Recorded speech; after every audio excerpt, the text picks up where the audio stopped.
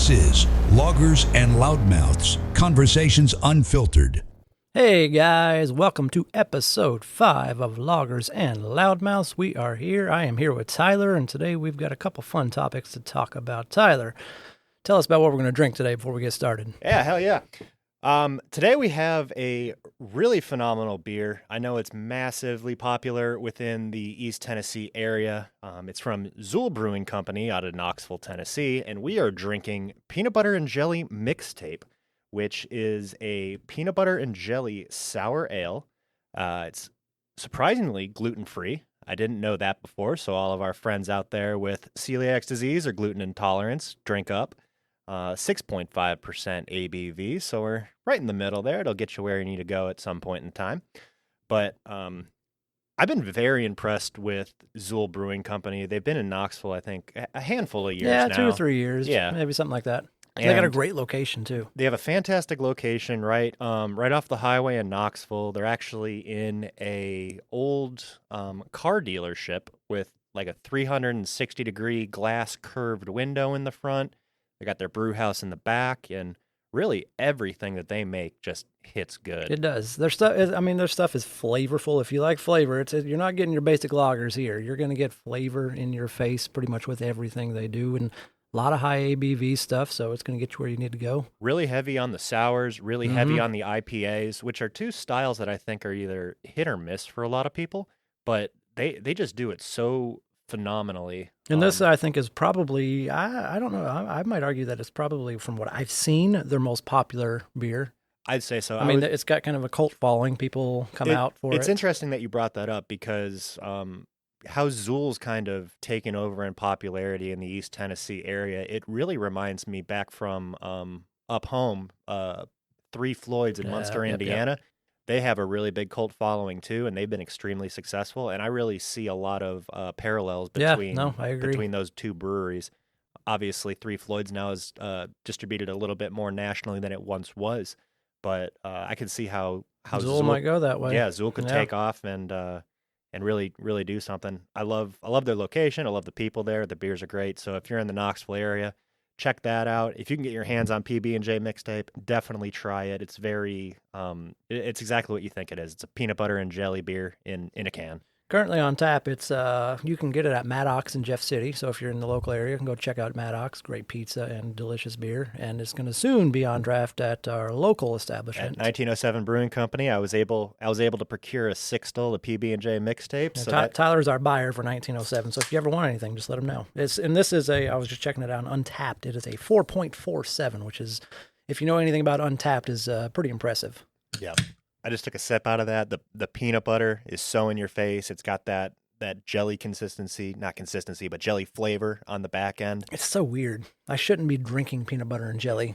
So it's a sour ale by definition, but it's not sour. It's not. It doesn't taste sour. Not like a typical, like the acidity that you would get out of a sour ale. I freaking love this beer. Yeah. I could drink it all the time. I'm not a sour fan by any stretches. Probably. I mean, I try to like them because my wife loves them, but this one definitely not sour at all. I could drink this. If you didn't read on the can that it was a sour ale, I don't really think you would be able to pick it out. All I get is peanut butter and jelly. Oh, I know. It's delicious. I mean, it's amazing how you can turn a beer, or turn something like a PB&J into a beer. Absolutely. And it's relatively low on the ABV, 6.5%. Well, Cam, we are in the new year now. We are in the new year. It is 2024. You remember when you were a kid and you never thought that you'd see years like this? It just seems so far away. But now we're here. Do you have any major, big kind of goals for the year? Yeah, I have two major goals that I've kind of quantified in my head. I want to work out 3 times a week going forward, get a little bit healthier, lose a little bit of weight. I think that's always a good goal. A good goal. I think that a lot of people have that goal. I also want to read a lot more. Okay. So I made a goal for myself to read at least 1 book a month. All right, solid. Okay. How about you? What do you got going? See, I'm a big goal person. Every year I write down my goals, and I feel like you have to share your goals with somebody, otherwise you're not keeping yourself accountable. So I always share them with a couple close friends. But this year I've got financial goals. We won't get into those. I've got fitness goals, which that's kind of who I am as a person, if you know me. So I've always got kind of fitness goals. But my big goal this year, and this is one I actually kind of had to discuss with my wife, is, and this might sound weird, but it's to do less. So if you remember last year, 2023 was absolutely bonkers for us. You got married, we had vacations. I felt like every single weekend we were doing something. And listen, I like going out, I like having fun, but I don't know. I feel like I just need to maybe take a year and step back and not do something every weekend. I'm still open for a good time, but slow down just a little bit. I think that's a really good goal. I think I'm probably in that same bucket too. I mean, Oh, you definitely are. I try to fill every single piece of my spare time with doing something. Something, yeah. So- And I mean, and it's fun. Listen, I love doing what we do. I have no complaints about what we do, but I think sometimes you need to take a step back. It can definitely get stressful on you between your 9 to 5 job, between, bartending in Yep. 1907, between all the side projects and going out with friends and family and having vacations and stuff like that. It can stress you out. You have to really plan out Yep. every Everything. second of your week. Yep. Luckily, I don't have any more friends, so nobody's getting married this year that I know of. Maybe we'll see what happens. So Well, yeah, we there may be one, but There may be one. We'll keep that on the looking on at the you, down low. Jorge. Looking at you, Jorge. Well, I wasn't going to say that, but we'll see. We'll see. All right, what are we talking about this week? Yeah, so let's jump right into our serious topic here. Our serious topic of the day is, with the inevitable advancement of technology, how is continuous development of artificial intelligence going to affect society as we know it? And what are the risks associated with it? AI. It's definitely a controversial one. There's people out there that think, obviously there are pros and there are cons, as there are to everything. Then you got those people who think AI can take over everything and that we're all going to be looking for, what's her name from RoboCop to save us. But yeah, I don't remember her name, Sarah something. We touched on this maybe briefly on an earlier episode of the podcast. I believe, and correct me if I'm wrong, but I believe you're kind of in the ballpark of you don't think artificial intelligence is going to go full Terminator on us. I do not. Okay, and I think by definition, give us the definition of AI. yeah. So artificial intelligence is defined as the theory and development of computer systems able to perform tasks that normally require human intelligence, such as vision perception, speech recognition, decision making, and translation between languages. Okay, and I think the key there is in the very beginning of that sentence, the development of. That has to be developed. So how can that develop itself is my question. Well, I think it's machine learning. So I think programming, obviously a human has to set it up to begin with. And we have artificial intelligence out there right now. We have ChatGPT, and it's continuing to advance. Believe it or not, you all probably have one rolling around cleaning your floors right now. Right. Hi, robots. Yeah. The Roombas. Yeah, the Roombas, yeah. If you develop something to teach itself, I mean, we're not talking about the capability of the human mind at that point. We're talking about the capability of computer systems. And I think the fear is, or the risk is, it gets to a point where it surpasses the intelligence of humans and can start, programming itself, learning itself, going above and beyond what it was originally, developed at from the beginning, which is kind of the overall point. Yeah. If you look at society, humans have, what do? We make things and we improve things year over year. And I think the limiting factor there was, the power of the human mind. Well, you're kind of taking that out of the equation at that point. It's one of those things where I think people are afraid, you let the genie out of the bottle and you might not be able to get that thing back in if it takes a turn that you weren't intending it to. Yeah, I mean, I suppose that's possible, but I still think it has to be learned. I mean, and again, I get where you're going, in that maybe it can outlearn its ability to, or overlearn its ability to learn, and continue to learn more than we wanted it to learn. But I would like to say we are punching well out of our weight class here. 100%. We are not computer scientists. No. I'm not a programmer. You're so not somebody a programmer. please weigh in Yeah. if you have any insight into, can this actually happen? I think right now they're trying to develop it with checks and balances, but I think the fear is that, it can get out of hand. I mean, there's been a million movies about it. Yep. It's all the same kind of Same premise. same Yep. premise, Yep. but I don't know. I think it's possible. Is it probable? I don't know. I don't know enough about it to say yes or no, but I don't think it's something that should be overlooked and dismissed. I think artificial intelligence is one of the biggest technology advancements in our lifetime. No, agreed, 100%. And there are certainly pros and cons to it. And you're not the only one that thinks that. Listen, I told you guys last week that I finished that Elon book, and he started an AI company for that very specific reason, that he thought that there was the possibility that it could get out of hand. So he wanted to kind of be at the forefront of maybe limiting that as much as possible. You kind of see this a little has a little bit of a parallel to the space race, where this new technology is out there, and it's a race to the top to see who can do it faster, better, stronger. Of course. I mean, one, because it's business. The first one to get there is going to make the most money, obviously. A lot more than the space race. Space race was just, it was all, who's got the biggest cojones, I want to make it there first. There's actually tangible business opportunities for something like AI. I mean, there's business opportunities, there's teaching opportunities, there's militaristic opportunities. Like, I feel like AI, as it develops, can be implemented in almost every facet of day-to-day life in some degree. Yeah. I mean, look at it from a private company standpoint. There's a million different companies out there. They do different things, but structures are, relatively the same. You have people working underneath senior leadership that are designated to do specific jobs. A lot of those jobs are administrative. A lot of them involve critical thinking. And if you can have the superior artificial intelligence implemented in your company, you can probably get things done a lot faster, a lot more accurate, and a lot more economical. Oh, for sure. Although on that point, so this is obviously, again, Elon's a big guy in this area. So he was talking about, one of the things that he mentioned in his book a lot is that he wanted to automate everything when he first started Tesla.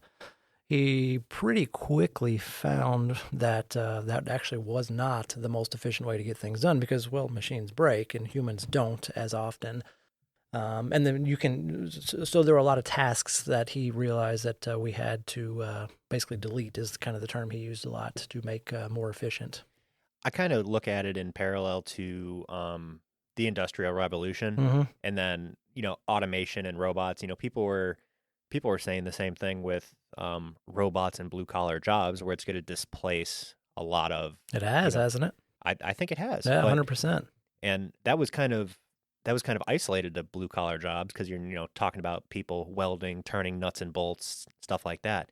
Now we're reaching the whole other subset of the population in regards to the workforce, where now you're talking about white collar jobs, people sitting in a cubicle doing work. I think there is some risk to displacing some of those those jobs, because if I was a company and I was financially motivated to please my stockholders or shareholders. Yeah. And I had a tool to, improve and increase efficiencies and save a lot of money on, salary costs and fixed costs like that.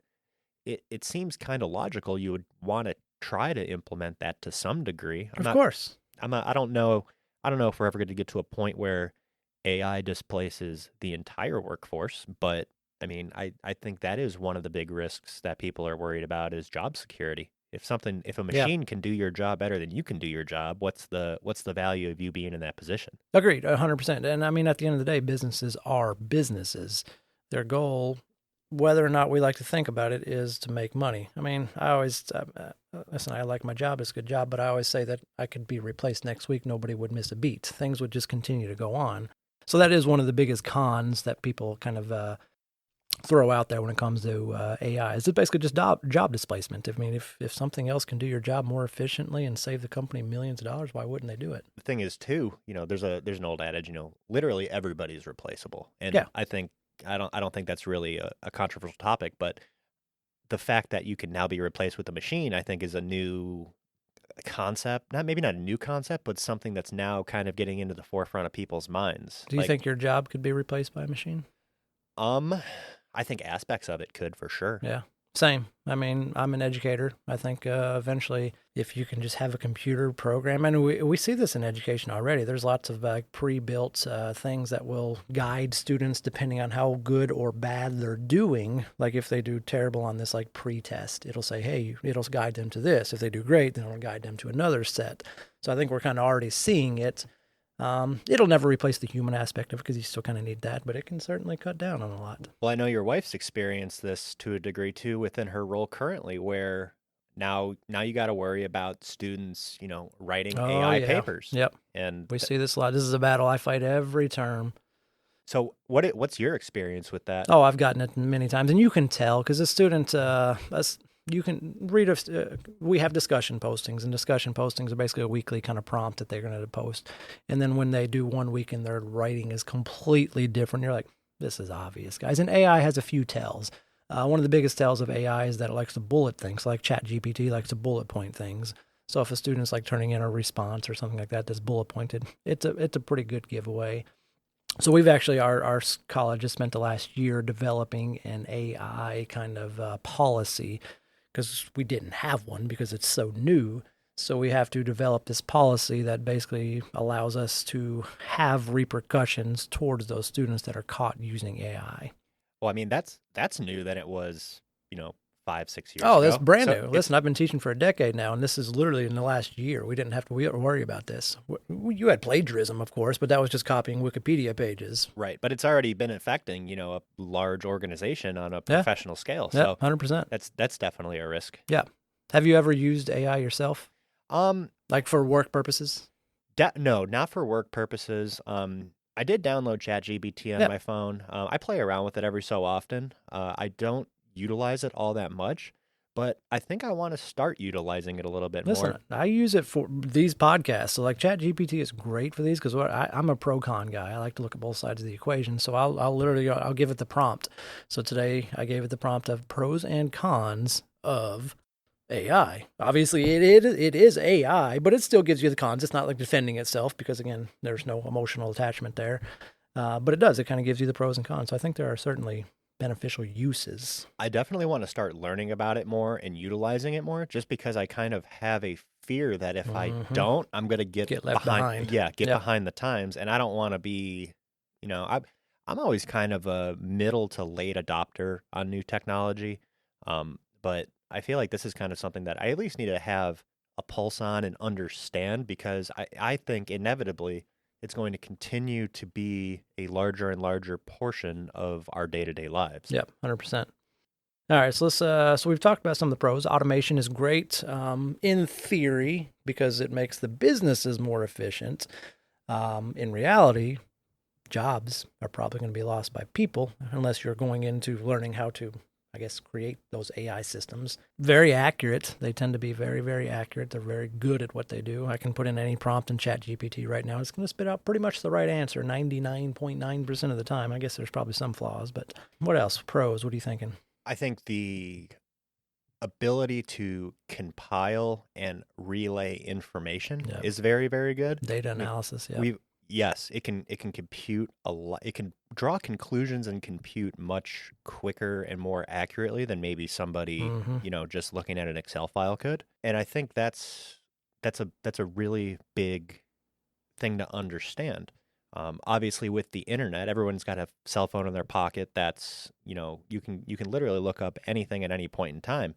Well, you still got to pull the phone out of your pocket, open it up, Google what you want, sift And hope through- you get the right answer. hope you get the right answers. I think this is streamlining the ability to get that information in a much more quick and concise manner because that program is doing all that work for you and just spitting out exactly what you're trying to find.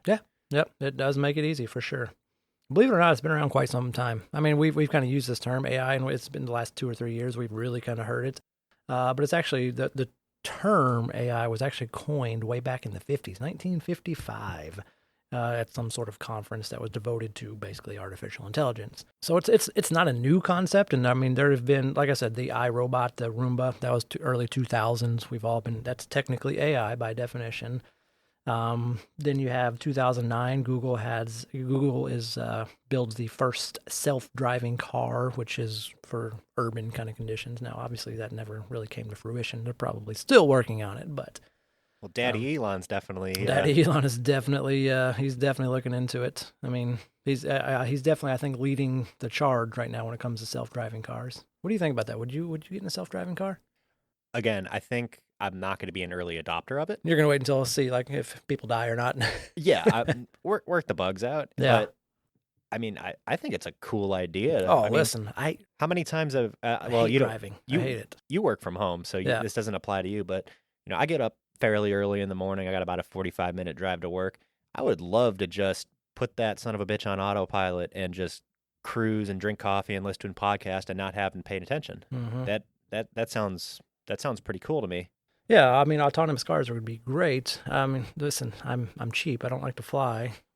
I mean, I would prefer to fly. For me, 4 hours is kind of my limit. If I can drive there in 4 hours, I'll drive. But anything greater than that, I'm going to try to fly. And if I could just sit back and watch a movie while I'm driving, that'd be nice. Or do some work or whatever I need to do. I agree, and I think the self-driving cars are still within the early stages, but I think, and you're going to have problems with that, and Of course. there's going to be bugs you have to work out. But I think if it gets to a point where this becomes the norm, you're going to see decreased fatality rates in I think- automobile accidents. DUIs aren't going to become a thing Nope. anymore. That'd be interesting. Can you still get a DUI if you're drunk in a self-driving car? That would be interesting. That's a really My guess is it would have to be if you're in the driver's seat, you're still liable, but if you're anything else, then maybe not. Right. That's some of the ways that we're going to have to start thinking, and the Yeah. questions that are going to have to be answered as Yeah. AI continues to become more and more powerful. Yep, I That's an agree. interesting one. I didn't even think of that. I didn't either until you just thought of it. I don't want to get. I mean, But think about it. I mean, DUI is obviously don't drink and drive. That's a terrible thing. You can kill Yeah. people and change everybody's lives. That's horrible. I mean, that would be a benefit to society if you could autopilot yourself home after drinking Yeah. and not have to worry about crashing and killing and believe somebody. it or not, when I was reading the Elon book, he's actually got numbers that show it is statistically safer currently. Like the self-driving that they have, because they do have quite a bit of it out there in kind of the west coast of the United States, California area. It's actually it's being used, and statistically they have a far fewer crashes than we see with normal people driving. The reason we see it all in the media is because, well, it's a self-driving car. It's going to be in the media if it crashes. But statistically, they seem to actually be safer right now. Well, I mean, a self-driving car doesn't have distractions. It's No. not looking at a cell phone. Exactly. It's not, changing the radio. Yep. It's not, disciplining the kids in the back seat. Yep. So I think there definitely are some life or society altering pros that can come with artificial intelligence. For sure. I think the biggest con right now is simply the unknown. I don't know if we're necessarily playing with fire, and we don't really understand. So what your biggest con is Terminator.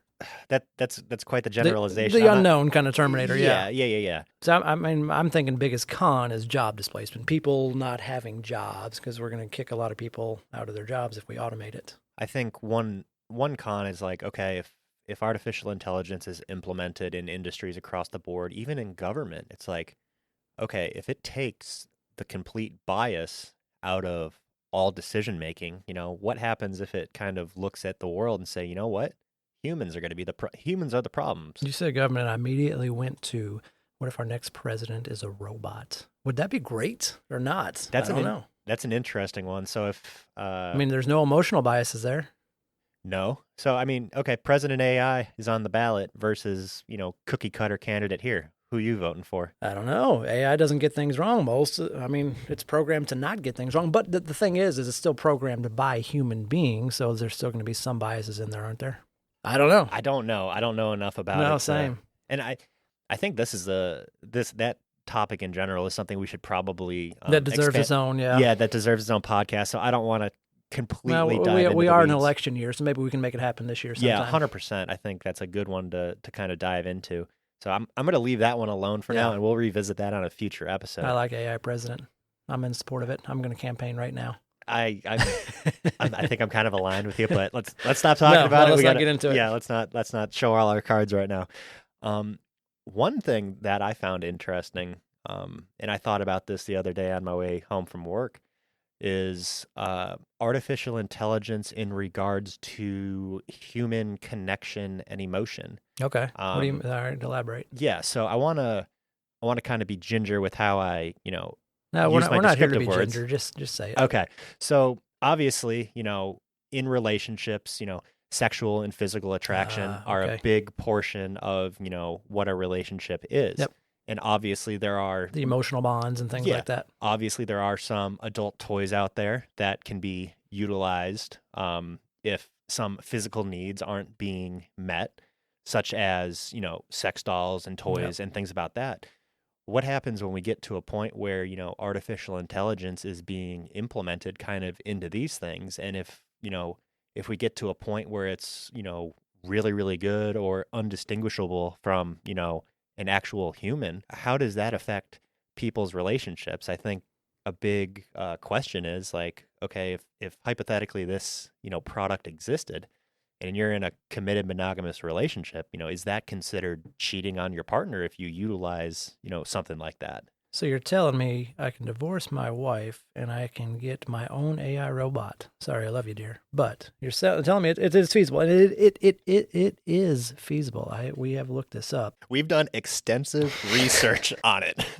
Not extensive. I don't own one. They're very expensive, and we're too poor. I also do not own one and have no desire to. But I found this website. I'm not going to give you. Actually, it's just called sexdollgenie.com. So if you're interested, if you need to get your needs met, listen, I'm all about getting your physical needs met. So if you need that, guys, girls, do what you need to do. But this sexdollgenie.com has, well, a plethora of things to choose from. Mainly women. Actually, I don't see any men. So sorry, guys, you're creepers. Sexdollgenie.com probably could have used AI to come up with a better website name, but that's beside the point. Just full disclaimer, they are not paying us. I mean, if you want to pay us, sexdollgenie.com, we'll say it a few more times. But so I was just looking at this one. This is just the first one that popped up. Her name is Robin. It gives you her features. She is 5'2". She has H cups. I don't know what that means. I guess I know what that means, but I don't know how large that is based on the pictures. They're not small. She's a blonde. For the small price of $3,465 plus tax, you can own her in about 3 to 6 weeks shipping time. Huh. So yeah, would that, if you were in a relationship, obviously we were both married. If your significant other brought home a sex doll and used it as opposed to you, would you consider that cheating? So I've been thinking about this for a minute now, and I've actually consulted my inner friend circle, including my wife, and we had a big conversation about it. And what I took from the conversation is, everybody has a conception of what cheating means in regards to a relationship, but it really comes down to the individual and the couple level of it. So I think everybody kind of has a thing in their head of what cheating means. Yep. But it's ambiguous from person to person and from relationship to relationship. Agreed. So I mean, there's things like polyamorous relationships where they're happy with multiple people in the household and things like that. And right. So I think ultimately, at the end of the day, after I've thought about it and I've talked to my friends about it, it really comes down to how you define cheating in your relationship. And Agreed. If one person, considers it cheating, then it's cheating. Then it's cheating. Yep, agreed. It doesn't have to be a two-way street. But I mean, ultimately, if you and your wife agree that, hey, we need to spice up the bedroom a little bit, can we get Robin over here with her H cups? Then that you guys do you, and there's nothing wrong with that. At that point, I don't think it's cheating. I agree. I think it kind of comes down to the individual relationships. If it's mutually agreed upon, yes. If there's one party that doesn't agree with that, then no. Even if there's any sort of hesitation, then it would probably, I agree, would probably term it cheating. But that's crazy. Can you believe we're even having this conversation? That you can order a sex doll. No, I mean, the sex doll thing doesn't surprise me. Like that's been around a while. But the fact that it's an AI, and I'm not talking, and what I'm talking about is like hyper realistic artificial intelligence implemented into a sex toy. Like she tells you you're doing a good job when you're doing it. Is that what? Come on, Kate, you got to do better. No, I love you, Kate. But yeah, no, I mean, it's an interesting one. I think it's relationship dependent. Those are going to come out too. Oh, 100%. I mean, they're already out. Right. It's going to be wild, and I'm sure there's going to be a market for it. What about like and this just kind of popped in my head, but like the Jetsons. You remember the Jetsons when we were kids? Like they're cooking your food like a robot. That's kind of AI. Would you be okay with that? Would I be okay with a AI robot? A robot maid, essentially. I'd be okay with that. Yeah, I think I would be too. I mean, I'm too poor to do it, but I think it'd be cool. I feel like I'd be a lot more. It'd free up a lot of time. I could do a lot more things that I want to do. You wanted to do, yeah. Change the oil in my car, clean the house. You got a robot for that. That maid can change your oil too. No, that's what I'm saying. Yeah. The robot can change the oil, cook dinner, clean the house. And you could have your sex robot. We're just gonna have an army of robots in Army our of house robots. for very specific Doing all disciplines. the things. Yeah. That's AI for you. So I mean, I think that's a pretty good place to leave it off. What do you think? Do you have any last thoughts on AI? No, I think it's a very thought-provoking topic. It and is. It's something that I'm really interested in, and I'm curious to see how it advances in the future. And like I said, like you said a few minutes ago, I think you probably have to be an early adopter. Otherwise, you're going to be left behind. It's going to take over most industries eventually. Not necessarily an early adopter, but you at least have to understand it. Yeah. Because Well, true. I think it's going to be inevitable that it's going to be a portion of everybody's lives. Yep. And Some way, some shape or form. I definitely don't want to be caught with my pants down, so to speak, when, Unless Robin's there. Yeah, right. Of course. Yeah, I don't want to, be a late adopter and be behind the 8 ball and Yeah. trying to, play catch up. That's fair. All right. I'll tell you, give us your thoughts on AI. Please share anything that you want to talk about.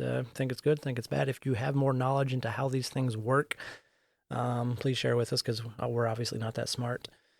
Yeah, we do say conversations unfiltered, and I think we really did. We unfiltered it, yeah. Yeah, we definitely hit that on this Yep. this first half of the For sure. half of the podcast here. All right, let's get into our fun topic this week. So this one, I was just, I was listening to a Trevor Noah podcast on the way back from vacation over Christmas break, and somehow this popped into my mind.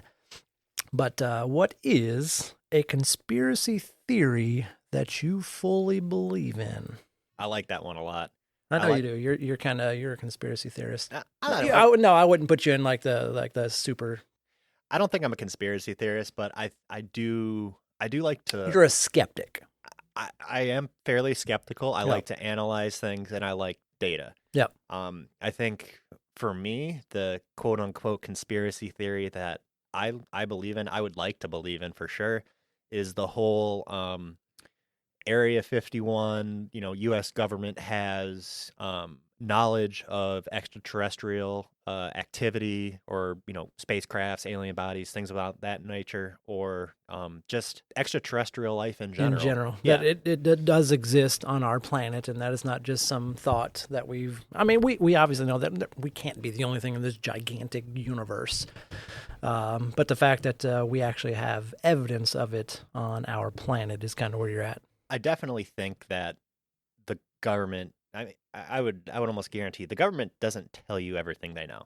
No, why And- would they? Yeah, I mean, there's been plenty of proof to that. I Right. mean, look at Watergate. It took them how long for that stuff to come out? and it's like you have to be careful on both sides of things. I'm skeptical of the U.S. government side of things. Obviously, I think they have some information that they might not be sharing with us.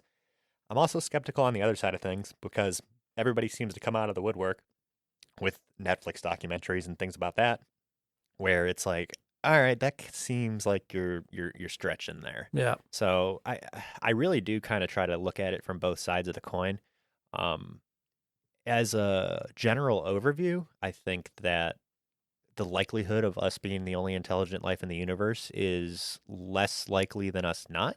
Agreed. So, I honestly I really want to know the answer.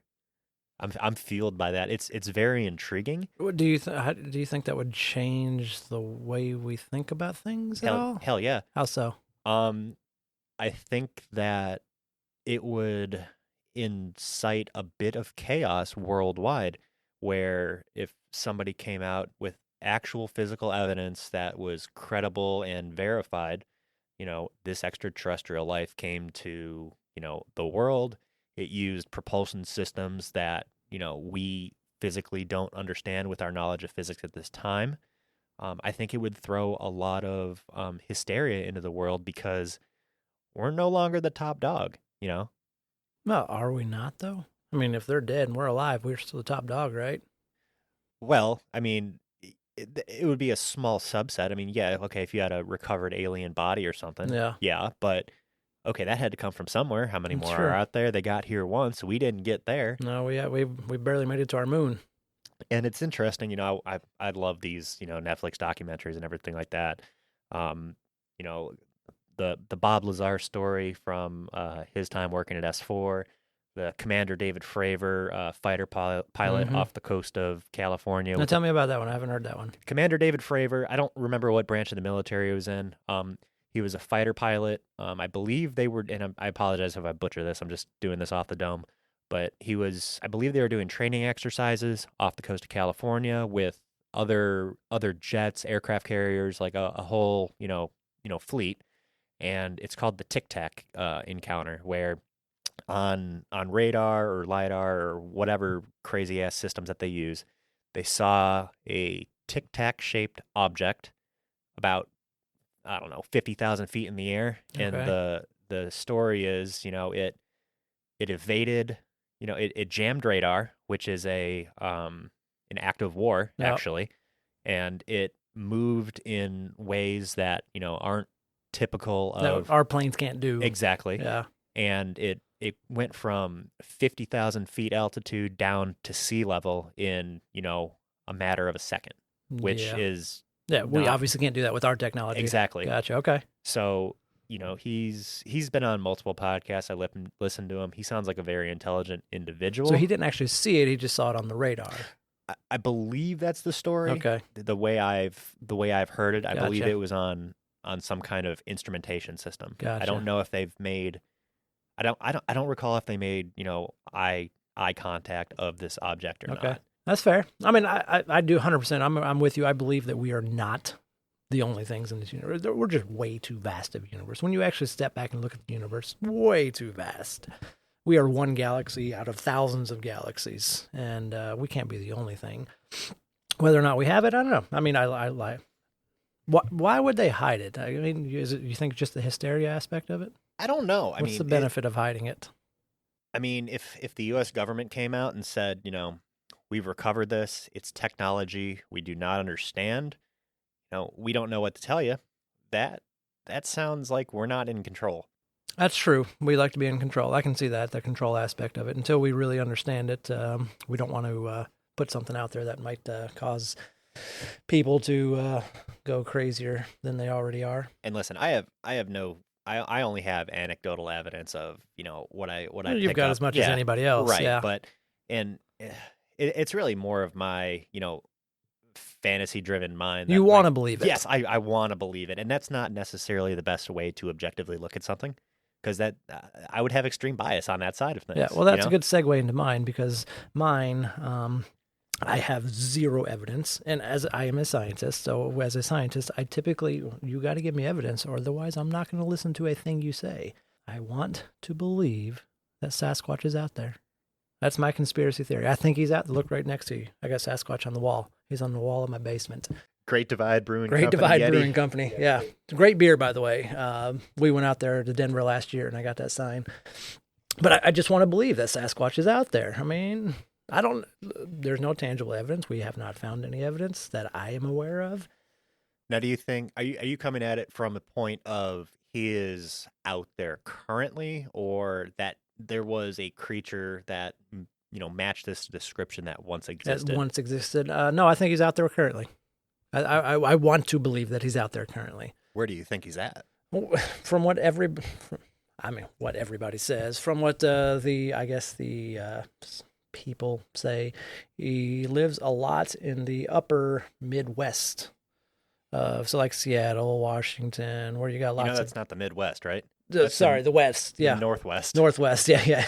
That's upper and then mid. Yeah, that doesn't make sense. Like, but yeah, that's not in my neck of the woods. Northwest. So kind of like the Seattle, Washington, Oregon area. They even have like little museums out there devoted to him. We went to Seattle about a decade ago, and they had a little museum devoted to Sasquatch. Listen, I have no logical reason. There's zero evidence to support it currently that I'm aware of, but I just want to believe there's something else out there. You ever watch those? I don't know if it was on Discovery Channel, but like the Sasquatch Hunter. Oh, the history. shows. I'm not big into those, just because, again, I'm a skeptic by nature and I need evidence. But so for me, this is more of a want. I want to believe it. I have seen a few of those, though. They're absolutely ridiculous. The one-liners are great in that show. They're amazing. It's getting squatchy out here. Yeah.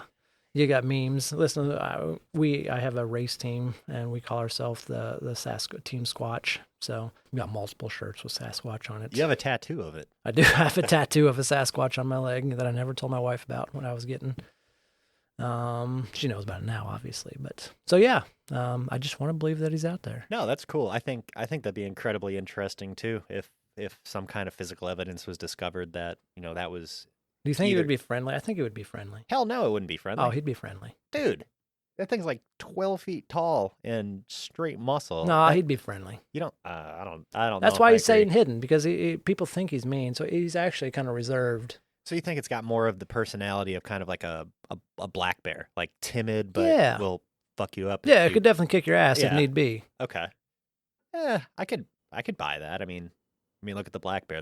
I mean, wouldn't you big want to have a animals. beer with Sasquatch? Oh, hell PB yeah. I bet you he would love a PB&J mixtape. I'd love a PB&J mixtape with Sasquatch and an alien.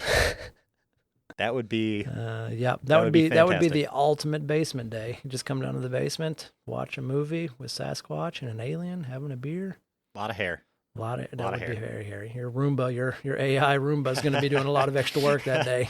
AI Roomba. I thought we had AI maids. Yeah, we don't have it yet. We will. All right. We will. But I think that's a good place to break it off. Yeah, I think so. Tell us what your favorite conspiracy theory is that you want to believe.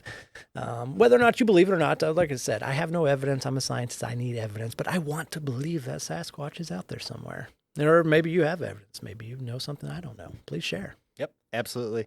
Well, we appreciate y'all tuning in to another episode of Loggers and Loudmouths. Be safe out there. Have a happy new year, and we will see you guys in a couple weeks. Thank you for tuning in to Loggers and Loudmouths. Be sure to never miss an episode by subscribing to us on your favorite podcast streaming service. If you would like to provide feedback or suggest a topic for a future episode, please reach out to us at loggersandloudmouths@gmail.com.